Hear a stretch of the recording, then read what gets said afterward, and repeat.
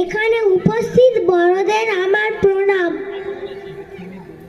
মহাভারত রচনা ও লেখার গল্পটি আমি বলছি। পরাশর ঋষির পুত্র ব্যাসদেব শ্রীকৃষ্ণ, কুরু ও পাণ্ডবদের কাহিনী নিয়ে মহাভারত নামে এক বিশাল বড় গ্রন্থ রচনার পরিকল্পনা করলেন। এত বড় গ্রন্থ নিজে রচনা ও লেখা সম্ভব নয় বুঝে তিনি গণেশ ঠাকুরকে লেখার ভার নিতে ধরে বসলেন। লিখতে রাজি হয়ে গণেশ বললেন, মহর্ষি, আমার একটি শর্ত আছে।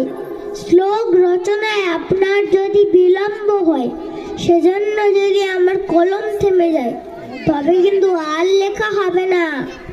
আমার কলম একবার থামলে আর চলবে না। ব্যাসদেব আর করেন কি, তাতেই রাজি হয়ে বললেন, ঠাকুর, আমার একটি কথা আছে। আমি যা রচনা করব তার অর্থ না বুঝে কিন্তু আপনিও লিখতে পারবেন না। মহাভারত রচনা ও লেখা আরম্ভ হলো। ব্যাসদেব মাঝে মাঝে এমন সব কঠিন শ্লোক রচনা করে বলতে লাগলেন যে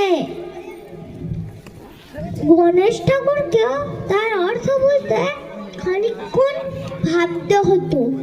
সেই অবসরে তিনি আরো অনেক শ্লোক রচনা করে রাখতে লাগলেন। মহাভারত রচনা লেখার এই হলো গোড়ার কথা। নমস্কার।